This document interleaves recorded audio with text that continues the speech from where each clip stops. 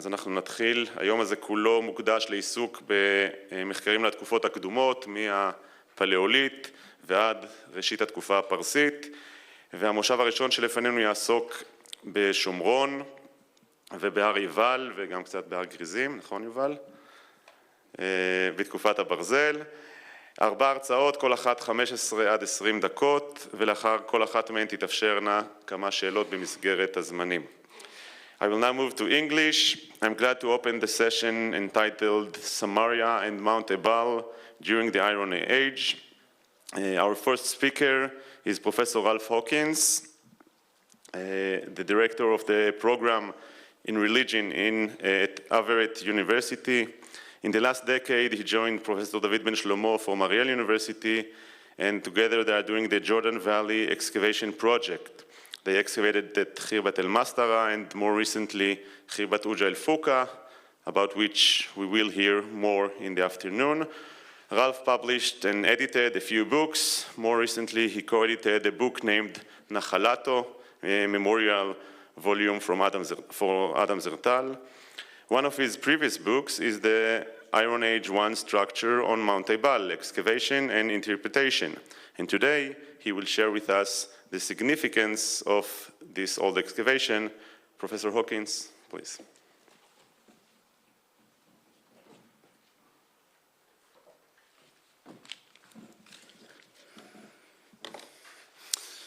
Good morning.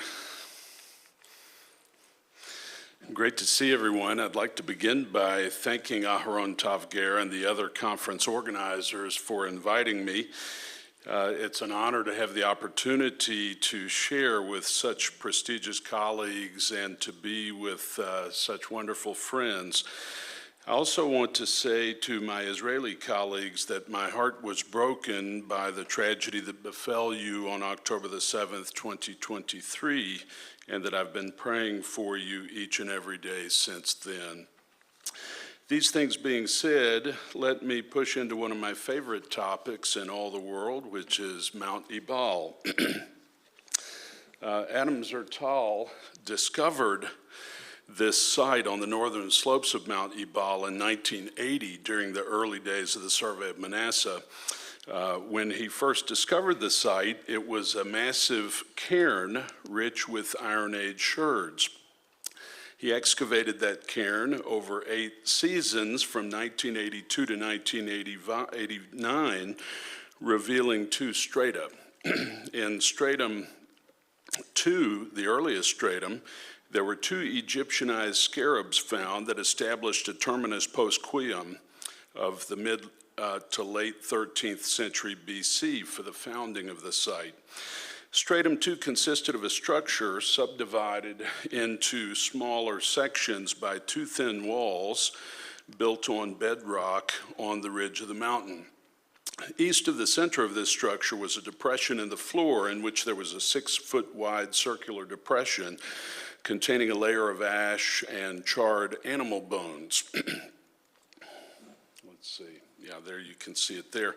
The discovery of a chalice nearby, along with scattered hearths, excessive ash, potsherds, and animal bones in the area outside the building, suggests that this was a small cultic site where offerings were made.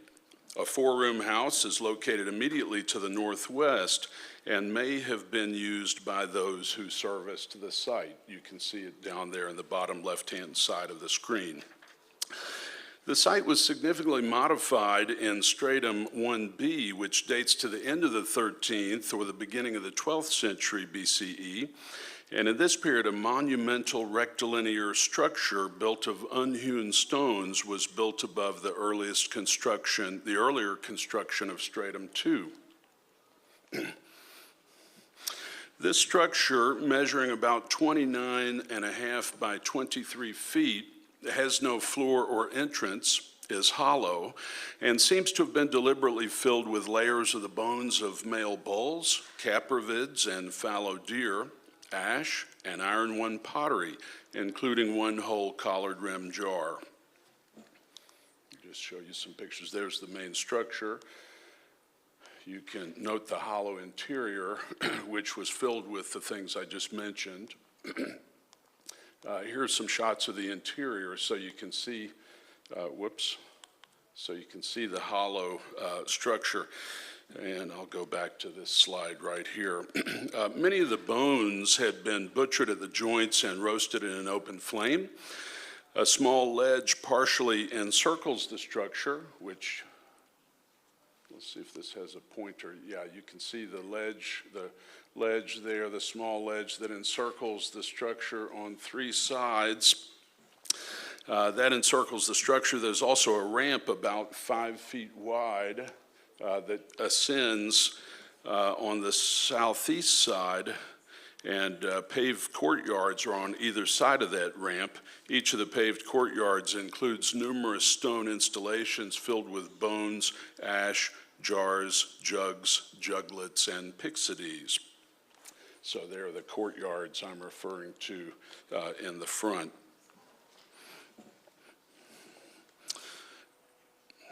The area of the four-room house was paved over in this period to make a paved court in front of the main complex, and a gate that descended into this courtyard was added. So you can see the area of the four-room house there. It's been paved over in this period, and the gate has been inserted here. A thin retaining wall separates the area of the central structure from the larger area to its east, and a thin enclosure wall about 3 feet high and 820 feet long surrounds the entire site. So here's a view from the distance, and you can see the low wall surrounding the entire site. There's the central structure there in the distance. Both strata, stratum 2 and stratum 1B, were interpreted as cultic in nature, with the central structure of the Iron Age 1 stratum interpreted as an altar on which ritual ceremonies took place. The site appears to have been deliberately covered with stone sometime around 1140 BCE in order to decommission it or protect it.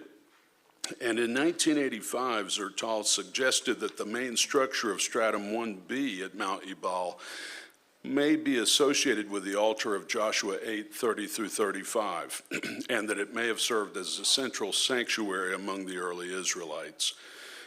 Critics dismissed this interpretation and interpreted the structure as a watchtower, a house, or even a barbecue site.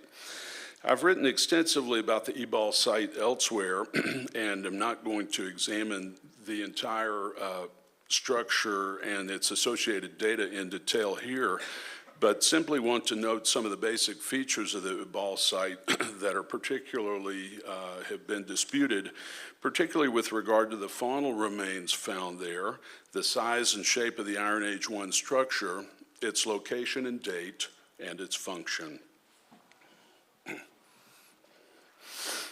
Let's talk first about the faunal remains. The faunal remains from Mount Ebal have been cited as evidence that the site was secular rather than cultic. However, when the faunal assemblage is given thorough consideration, it suggests that the site had a specialized function. In all areas of the site, sheep and goat remains dominated the assemblage, representing 65% of all the diagnostic bones. There were 128 burnt bones found, 57 of which came from the main structure and courtyards. 25 of these bones bore cut marks, mainly on the lower foot bones.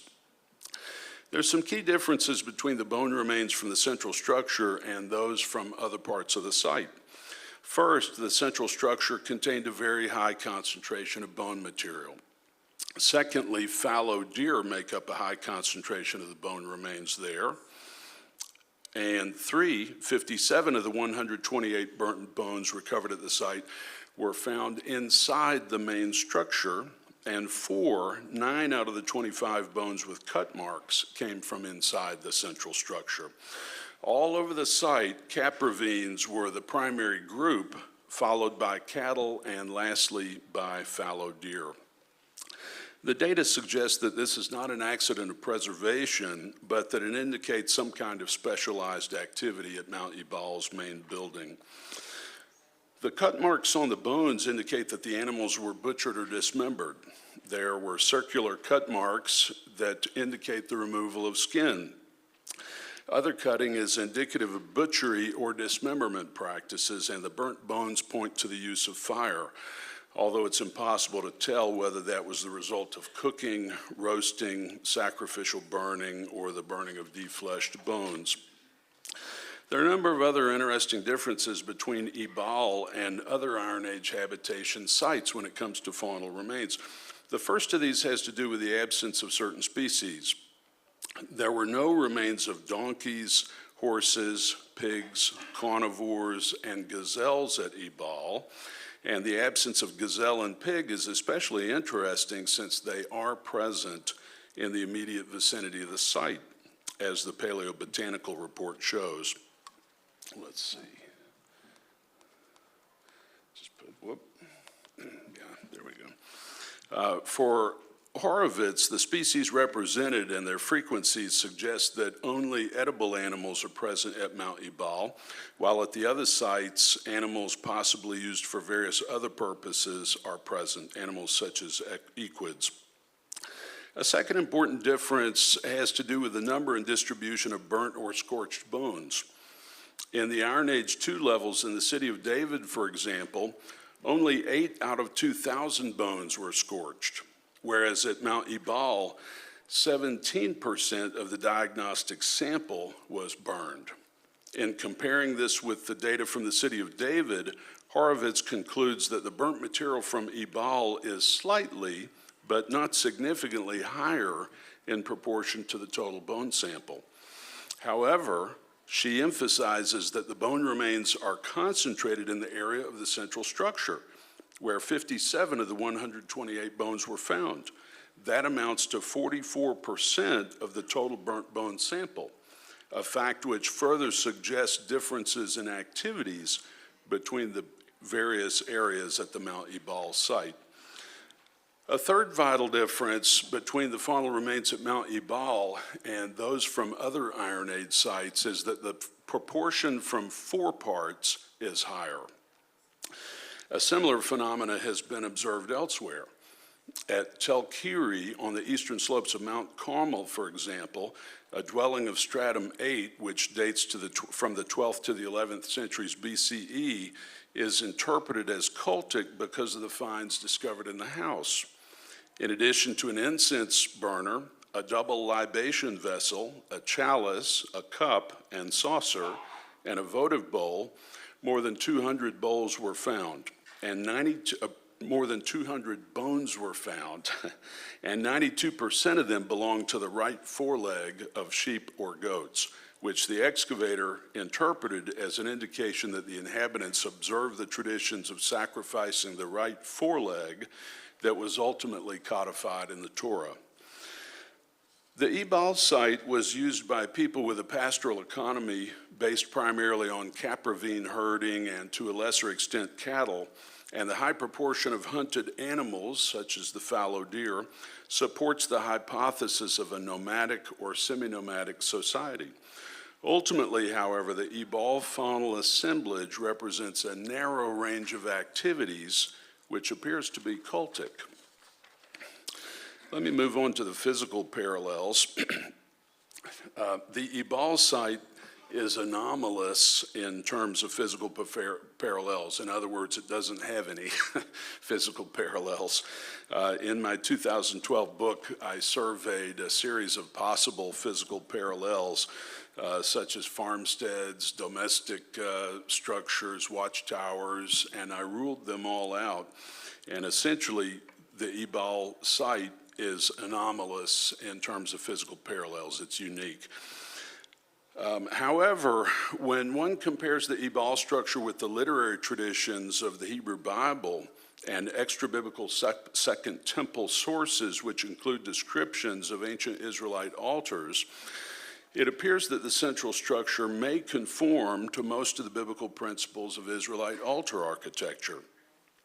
Based on the altar typology outlined by Robert Haack in his 1982 article on altars, the construction on Mount Ebal most closely resembles his Type 1B open-air altar in that it's unassociated with a sacred building, though it was constructed of unworked stones instead of carved from the natural rock.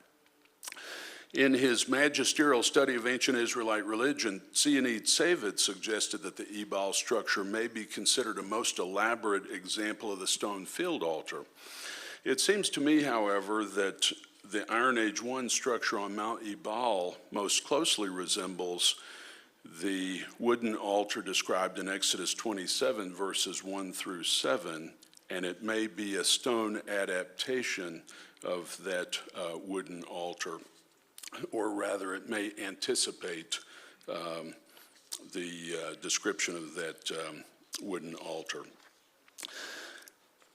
With regard to the monumental size and elaborate construction of, this is a drawing that I had Lean Rittmeyer make for me for a book I was writing. And he's an archaeological architect who has done wonderful reproductions of a number of sites, and this is a piece that he did for me of trying to reconstruct the Ebal site from both the archaeological and literary data. So it's a monumental structure, and we'll talk for just a minute about that. The reason for the monumental size and elaborate construction of the Ebal altar was its function in early Israelite society. During the early Israelite settlement process, it appears that they had a number of sanctuaries that may have been used by different tribes or families within the larger population. And these enclosure sites appear to have been public structures that tied the nomadic populations to well-known public centers, a feature common in enclosed nomadism. In the earliest sites, the settlers built simple bamot to serve the needs of local groups. When they began to sedentarize in the central hill country of Manasseh, they then constructed a cultic site that could function in a more central capacity. And that's the argument here about the rationale for the monumental size and elaborate construction of this site. The existence of a cultic center is an indication of social organization, and it suggests that this population may have been characterized by a common cultural identity with possible nationalistic overtones. According to the later text of Joshua 8:30 through 35, a cultic site on Mount Ebal had played a central role in crystallizing ancient Israel's national consciousness early in their history. Well, underneath the Iron Age I structure, however, lies the remains of Stratum II, which, as I noted earlier, also appears to have functioned as a cultic site. So over here on the left-hand side of the screen, you can see Stratum II. You remember that just consisted of the circular installation surrounded by the remains of some walls. So there was some kind of a structure there. We don't really know what it looked like. But you remember that that circular structure was filled with bone and ash and et cetera. And then down here was the remains of what Zertal identified as a four-room house. So that's Stratum II. That's all that remains of the earlier Stratum II structure, whereas it's remodeled in Stratum 1B to have this monumental structure, and the four-room house is paved over, okay? So underneath that Iron Age I structure here lay the earlier remains of Stratum II, which again appears to have also functioned as a cultic site. An ancient structure had been built there, though its nature is unclear due to the remodeling that occurred at the beginning of Iron Age I to make this monumental structure on top of it. However, that 6-foot wide circular depression there contained a layer of ash and charred animal bones. It was located in the exact center of the overlying building. The associated finds, which I noted earlier, suggest that this was also a cultic site where offerings were made, and this has raised questions about the relationship between the two strata and about who first established the site and why. Okay. Mark Smith and Elizabeth Blocksmith, in their recent magisterial commentary on the book of Judges, propose that Canaanites, or the indigenous population, likely constructed the initial altar of Stratum 1, and that the Israelites built the superimposed structure when they entered the land. A detailed study of the ceramics, however, indicates that this is unlikely. Although on the one hand, the pottery of Mount Ebal did share some Canaanite ceramic traditions, on the other hand, it avoids the Canaanite decorative influence that was prevalent on the coastal plain and in the valleys. Furthermore, the chronological proximity between Stratum 2 and Stratum 1 makes it difficult to separate the assemblage's ceramics, and both of them should, in fact, be considered a single ceramic phase with no typological difference between them. Instead of having been established by the Canaanites or the indigenous population, the cult site represented in Stratum 2 must have been built by the newly arrived Israelite settlers. Ben Noon suggests that the earlier structure may have been used for foundation offerings, followed by the construction of a more permanent cultic structure in the Iron Age 1. I'm going to skip some stuff here. Animal bones were not only found in Stratum 2, but also in Stratum 1b, which seems to suggest a continuing cultic usage through the late Bronze Age period of the site into the Iron Age 1 period of the site. It may be that Joshua 8:30 through 35 recalls initial offerings that were carried out in association with the Stratum 2 structure, which was remodeled into the improved structure of the Iron Age, and that pilgrims continued to visit the site later and make offerings there until it was decommissioned in about 1140 BCE.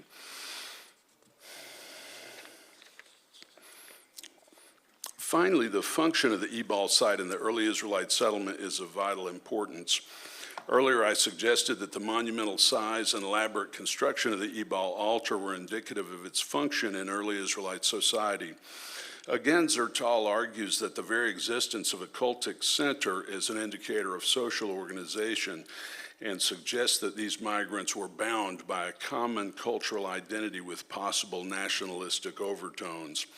Along this line, the location of the Ebal structure was strategic in that it was established on the highest mountain in northern Samaria and elevated above nearby Shechem, which was the premier regional and cultic center in the region. The founding of a central sanctuary on Mount Ebal would have been integral for the establishment of Yahweh as the new sovereign over the land. Let's see. I'm bad out of time, so let me just skip right to the end. There's a growing consensus today that the site is cultic in nature, and the studies, several studies over the last 20 years and more have pushed the discussion toward a consensus. Today, even William Deaver, despite some continued reservations, concedes that nevertheless, some cultic functions may be surmised. There are also, of course, renewed calls for continued study. There's work on the final report, which Shai Bar is about to speak to us about, and I need to conclude. Let me just conclude by saying that when I first went to the site in 2007 with Adam, we were accompanied by a military escort, and over the course of the day, Adam walked me through all the details of the site. And afterwards, the soldiers wanted to know what it was all about. And when Adam explained to them the site, they all immediately pulled their kippot out of their rucksacks and put them on and began reading the Tanakh. They had immediately understood the significance of the site for their heritage. For anyone interested in the early history of Israel, the study of this site is of tremendous importance, and we all eagerly await the publication of the final site report, which will surely clarify many of its issues. Thank you.